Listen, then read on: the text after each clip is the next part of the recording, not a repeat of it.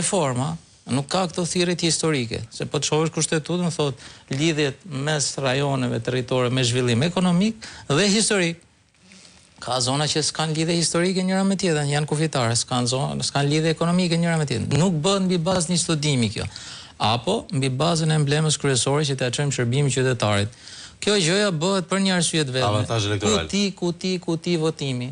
Lexon rezultatet kutive votime, trendi rrites ose zbrites dhe thuhet në shumatorën e gjithë këtyre kutive që përfshihen në një territor të caktuar, rezultati del pozitiv për Partinë Socialiste, del negativ për Partinë Demokratike. Atëherë, këtu ku del pozitiv për Partinë Demokratike, i hiqen disa kuti që ta rëndojnë pozicionin dhe mos ta marrë atë bashki, e kalojnë pra rikompozim mbi bazë matematike elektorale.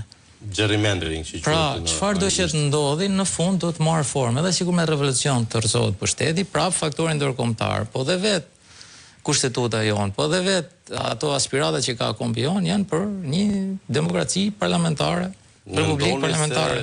Pra, duhet bëhen të dy ligje. Sa sheshi nga pranimi i faktit që nuk bëhet pa kaluar nga kuvendi? Urdhër? Sa larg mendoni se sheshi nga bëhet kuptimi i faktit që nuk ka shanse të bëhet pa kaluar nga kuvendi dhe për rëndësinë imperative të reformës territoriale dhe zgjedhore? Do bëj krahasim pra grotesk, edhe do e them me gjuhën popullore. Janë disa vende në Shqipëri që shkohet dhe bëhet pelegrinazh. Njëra është Kisha e Shnanojit në Laç, tjetra është Mali i Tomorrit. Njerëzit shkojnë nga gjitha trevat e Shqipërisë. Mirë, po krahasimi që bëri dikush, ishte një ish politikan, nuk e bëri për hilaritet, po ka ngjashmëri me konceptin e protestës për shumë kënd. Të gjithë duan që besojnë tek ajo protesta, prandaj dalin aty. Unë i pari besoj te protesta, prandaj kam dalë aty. Edhe ty të kam pa, besoj që beson. Tani qëllimet i kanë secili ndrysh. Të gjithë i luten Zotit për hallin e vet. Po nuk janë të bashkuar që dalin e thonë, "Nor zotëri, ne kemi dalë këtu për të rrezuar këtë qeveri." Po pse? Është kthy autokraci. Po pse? Partia dhe shteti janë një. Kjo është totalitarizmi që ne hoqëm para viteve 90 e kishim e hoqëm. Nuk bëhen zgjedhje të lira dhe të ndershme.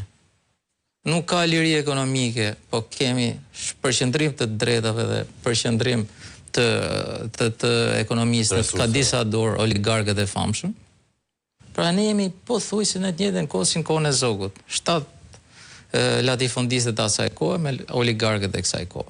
Pushteti i përqendruar, mjerim ignorancë që ju e keni pa vetë, edhe në arsimin, edhe në aspektin arsimor intelektual, edhe në aspektin e zhvillimit ekonomik e social që ju e keni pa vetë, ne kemi ngel vetëm PR, propagandë, turizmi.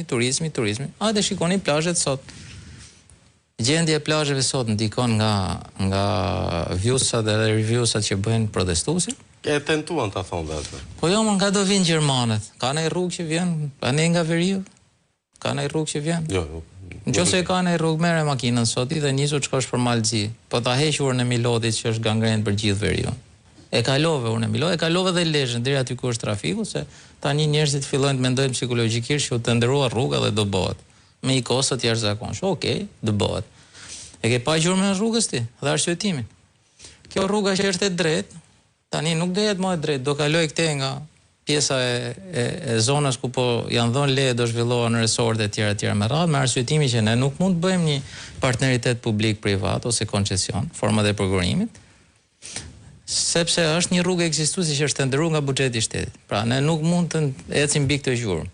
S'mund ta bëj këtë gjë buxheti i shtetit, se në fakt buxheti e bën. Po njerëzit nuk është se i kuptojnë teknikalitetet, format, për shembull, prokurimi publik ka 3 forma: prokurimi drejt për drejt, partneritet publik-privat, ku shteti, PPP-ja, shteti dhe privati bashkëpunojnë, po shteti kryesisht merr përsipër rriqet dhe paguan në mënyrë periodike ato këstet. Pra nuk e merr që në fillim barrën e madhe investimit, po këtë ja shton rrugës sepse përqindja te i kalon masën logjike të shpenzimit për 1 kilometër rrugë, dhe koncesioni, ku jep një pasuri publike, e bën privati, nuk merr rrezik shteti, në fund i kthehet shtetit. Po e shfrytëzon privati për shkak të investimit që ka bërë. Ky ishte debati që bëma ditë me antarët që konkuronin për pjesën e Komisionit të Prokurimit Publik.